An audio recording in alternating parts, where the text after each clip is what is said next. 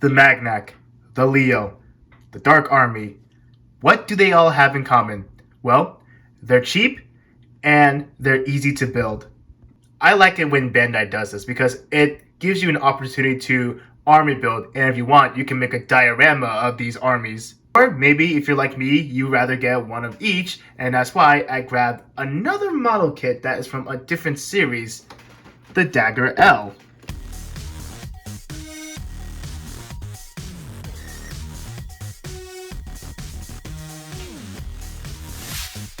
How's it going, guys? It is possibly Disasta, and today I'm going to do the review of the HG Cosmic Era Dagger L. And the backstory for this mobile suit, well, like I already said in the beginning of the video, it's a GRUNT mobile suit from the anime series Mobile Suit Gundam Seed Destiny. I've already talked about what Gundam Seed Destiny is about. Look at my RG Force Impulse and my HGCE Strike Freedom Gundam. Now, what's so interesting about this model kit or mobile suit is that this is giving me some GM vibes. And I guess that's basically the point because the GM is one of my favorites. Now, I know I may have confused some of you, but let's just say that this is an alternate universe of a GM.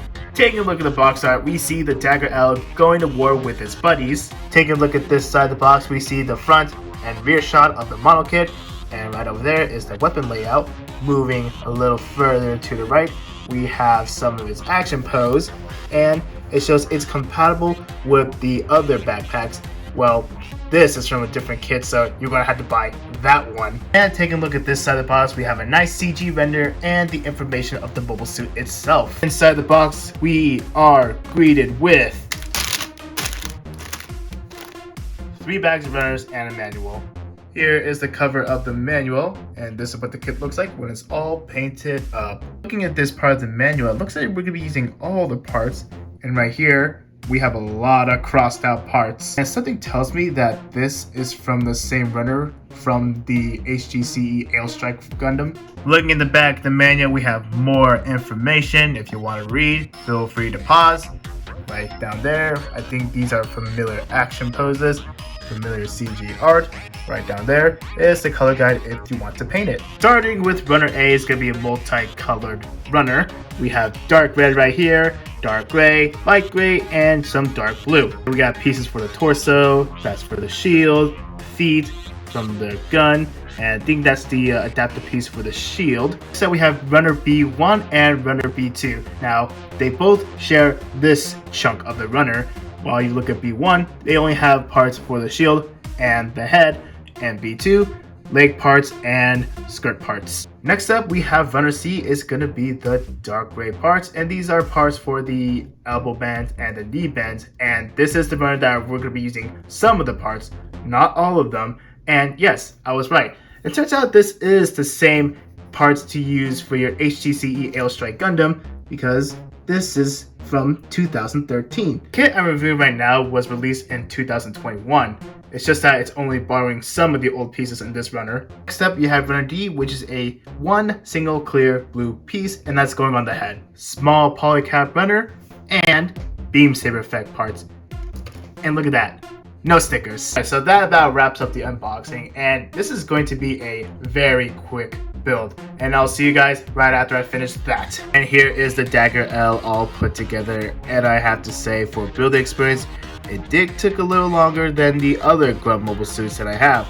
Well, that's because with these parts, you do have really great color separation. For details, there's not a lot going on this kit, but that does not mean that you can actually practice scribing on this kit. As for proportions, the only complaint I can give is just the shoulders, just a little too small for my taste. As for seam lines, they are hidden pretty well because this could go as a detail. Same thing for this part right here, and part of the shoulder, and this part of the forearm, but the only noticeable ones would be on the side of the head. For accessories, well, it's a GRUNT mobile suit, so don't expect a lot. First off, you have this little tiny beam rifle, and yes, it's a seam line going across the weapon. And to attach the weapon on the hand, you pull the hand cover out, put the handle of the gun in, and sandwich it together. Next up, you have his shield. Once again, really nice color separate until you go to the back.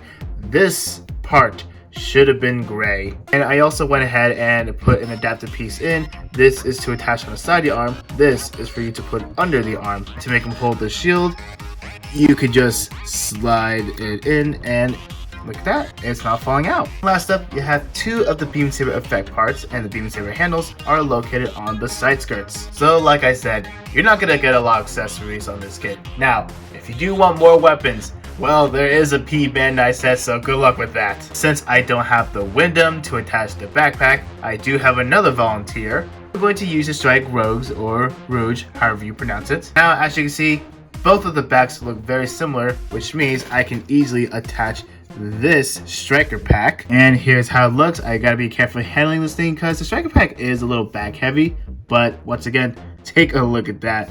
I can see how some people can customize their Dagger L to their own taste. That's about it for the accessories. Let's move on to the articulation, starting off with the ball joint and the head.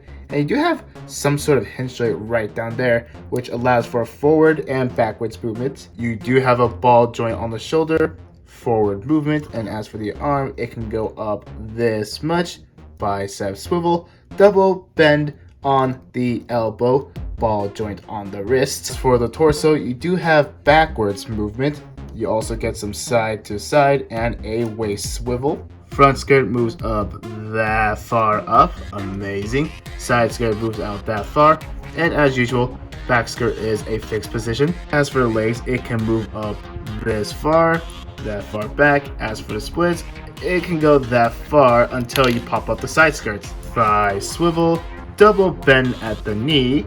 The leg thrusters can move up and down. As for the feet, it can move up this far, it can move back that far, and as for the pivot, I gotta say it's not too bad. As for the hips, you do get some rocking movement. Overall, the articulation is what I expect for a modern high-grade kit, but when you start moving around the joints, it does feel nice and solid. It is tight, but in a satisfying way. Size comparisons, here he is right next to the standard size RX-78-2, and is it me or does the Dagger L looks a little taller? Next up, here he is right next to other Seed Destiny mobile suits, the Strike Freedom, and the Destiny Gundam.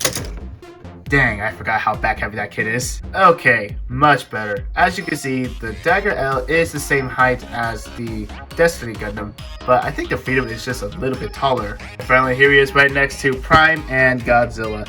So that's about it for the size comparisons. Let's move on to my final thoughts. So for my final thoughts, overall, I really like this kit.